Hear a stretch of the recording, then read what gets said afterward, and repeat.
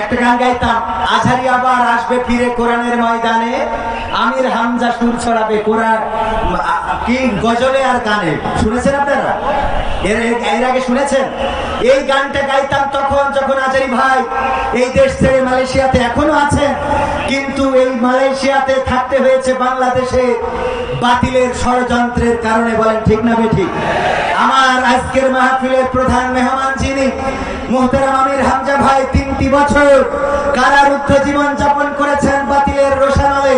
সেই সময় গোটা বাংলাদেশে যত জায়গায় গিয়েছি যে স্বপ্নটা দেখতাম, সেই স্বপ্নের মধ্যে একটা স্বপ্ন পূরণ হবে না, যে কোরআনের পাখি চেনা জানা সুরে আবার যাবে ডেকে। ওই কোরআনের পাখি আর ফিরে আসবে না। তারপরেও স্বপ্ন কিছুটা হলেও পূরণ হয়েছে না হয় নাই? এই জন্য গানটাকে আরেকটু মডিফাই করে যেটা বলতে চাই, আজহারি আবার আসছে ফিরে কোরআনের ময়দানে, আমির হামজা সুর ছড়াচ্ছে ওয়াজে আর গানে। ঠিক না বেঠে? আজহারি ভাইয়ের সাথে গত মাসে আমরা মিটিং করলাম, আমাদের রবিউল ইসলাম খুলনা উনিও ছিল সাথে, আমার আমির হামজা ভাইও ছিলেন।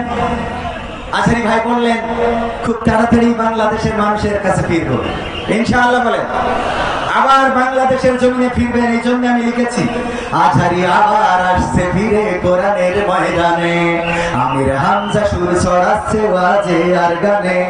গোটা দেশ জুড়ে বলছে কথা কোরআন হাদিস থেকে, কোরআনের পাখিরা চেনা জানা সুরে আবার যাচ্ছে ডেকে। এসেছে রে সুদিন, আবার এসেছে রে সুদিন, এসেছে রে সুদিন, আবার এসেছে রে সুদিন। ঠিক না বেঠে? কতদিন হলো, কত মাস গেল, কতদিন গেল, কত মাস গেল, গেল কতটা বছর, স্বপ্ন ছিল রাত্রি কেটে আসবে শুভ্র ফজর। কতদিন গেল, কত মাস গেল, গেল কতটা বছর, স্বপ্ন ছিল রাত্রি কেটে আসবে শুভ্র ফজর। নতুন করে হচ্ছে আজান মিনারে সুরে সুরে, কালিমার পতাকা উড়বে জানি আর বেশি দিন নেই দূরে। আসছে রে সুদিন, আবার আসছে রে সুদিন, আসছে রে সুদিন, আবার আসছে রে সুদিন। সবাই আসছে রে সুদিন, আবার আসছে রে সুদিন, আসছে রে সুদিন, আবার আসছে রে সুদিন।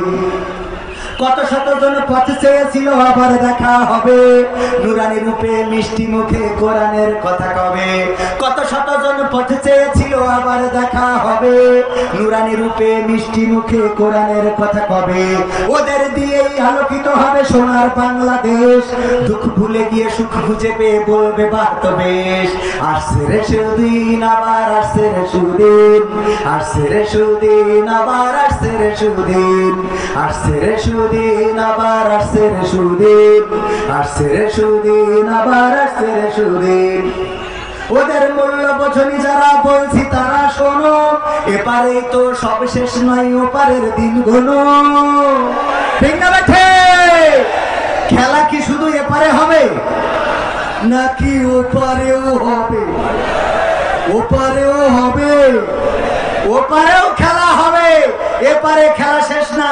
সম্মানিত ভাইয়েরা, সময় শেষ, শেষে এতটুকু বলতে চাই, সময় এসেছে পরিবর্তনের। সুতরাং আসুন আমরা আগে নিজেদেরকে পরিবর্তন করব। রাজি আছেন? নিজেদের পরিবর্তন না করলে সমাজ পরিবর্তন হবে না। নিজেদের পরিবর্তন করার জন্য শুরু করতে হবে ছোট্ট কাজটা দিয়ে। আর সেই কাজটা আপনাদের দিয়ে যাচ্ছি, কলা পাকাটা খেয়ে খোলাটা রাস্তায় ফেলবেন না, চিপসটা খেয়ে প্যাকেটটা রাস্তায় ফেলবেন না, কাঠি লজেন খেয়ে কাঠিটা রাস্তায় ফেলবেন না। এই পরিবর্তনটুকু যেই দিন আনতে পারবেন সেই দিন মনে করবেন আপনার দিয়ে পরিবর্তন আসবে। এর আগে পরিবর্তন আসা সম্ভব না, এত সোজা না।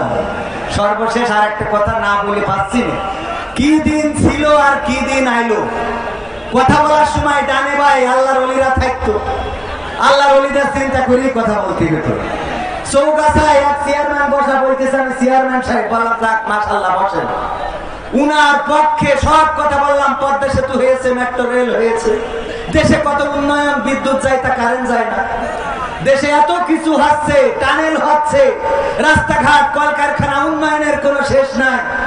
সারা 2 ঘন্টা ওয়াজের মধ্যে সব উন্নয়ন বলা শেষ। মোনাজাতের সময় বলছে হুজুর খালেদা জিয়ার জন্য একটু দোয়া করতেন। আমি বললাম কেন? বলছে আমি বিয়ে দিছি না। সহ্য কি করা যায়? তার মানে বুঝে নেন কত কায়দা করে কথা বলতে হয়েছে। এরা বুঝেছেন? তাহলে আবারও দেখা হওয়ার প্রত্যাশা রেখে আজকের মতো আসসালামু আলাইকুম। নাকি আরেকটু বলবো? সর্বশেষ আর একটা দাবি করি, ওগো বেনাপোলবাসী, কোরআনের কথা বলতে গিয়ে রক্ত দিয়েছে, ছাত্র শিবিরের ভাইরা শহীদ হয়েছে, জামাতের নেতৃবৃন্দ শহীদ হয়েছে, ফাঁসির কাষ্ঠে ঝুলানো হয়েছে বাংলাদেশের সূর্য সন্তানদেরকে। কোরআনের পাখি যার তাফসীর শুনে বাংলাদেশের তাওহীদি জনতা উজ্জীবিত শুধু হয়েছে তা নয়, বাংলাদেশে অন্য ধর্মাবলম্বীরা পর্যন্ত কোরআনের পথে এসেছে, নিজেদের ধর্ম ত্যাগ করে ইসলাম ধর্ম গ্রহণ করেছে। সেই মানুষটাকে ইনজেকশন পুশ করে হত্যা করা হয়েছে। যারা কোরআন কায়েম বাংলার জমিনে হয়েছে দেখার জন্য রক্ত দিল, হাসতে হাসতে ফাঁসির মঞ্চে গেল, জীবন দিল, শহীদ হল, এই জমিনে যাদের রক্তের দাগ লেগে আছে, সেই স্বপ্ন বুকে লালন করে তারা হাসি মুখে মৃত্যুকে বরণ করেছে, সেই স্বপ্ন কি অপূর্ণ থেকে যাবে? সেই স্বপ্ন যদি পূরণ করতে হয়, যেইভাবে আমরা 1952-তে বুকের রক্ত ঢেলে বাংলাদেশের ভাষা এনেছি, 71-এ আমরা প্রথম স্বাধীনতা এনেছি, 2000